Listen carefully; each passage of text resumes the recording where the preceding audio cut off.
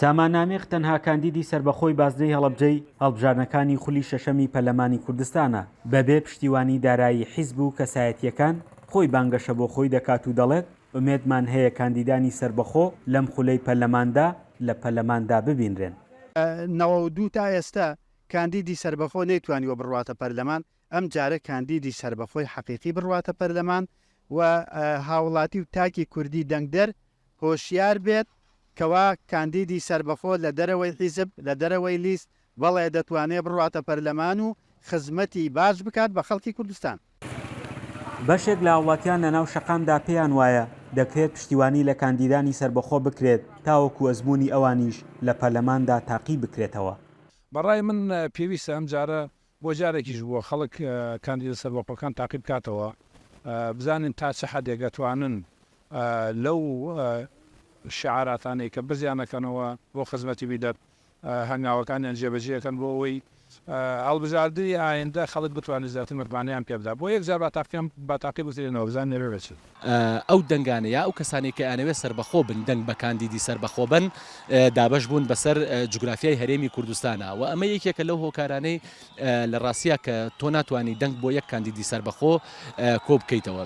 لە مەفهومە گشتێکە و لە سایکۆلۆژیە گشتێکەکەی دەنگدەری ئێمەیە لە هەرێمی کوردستانە وا باوە کە تۆ ئەبێ هێزێکی ئەسکەری لە پشتەوە بێ، هێزێکی سیاسی لە پشتەوە بێ، هێزێکی مادی و هێزێکی مادی گەورە لە پشتەوە بێ، ئەنجا بتوانیت لە پەرلەماناشت بکەیت.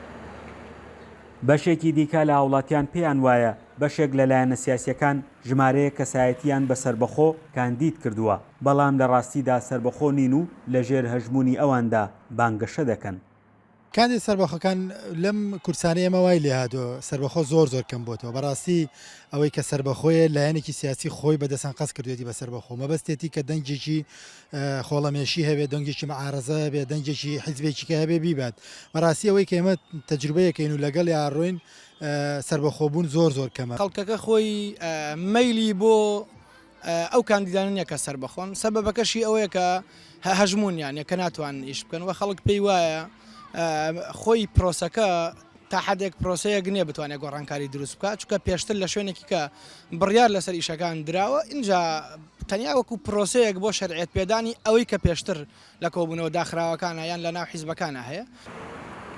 بۆ خولی شەشەمی پەرلەمانی کوردستان 190 کاندیدی سربەخۆ لە کۆی 1991 کاندید خۆیان کاندید کردووە، 49 کاندیدیان لە هەولێرن و 40 کاندیدیان لە سلێمانین و 29 کاندیدیان لە دهۆکن و 1 کاندیدیان لە هەڵەبجەیە. فەرحان هەورامانی، دەنگی ئەمریکا، هەڵەبجە.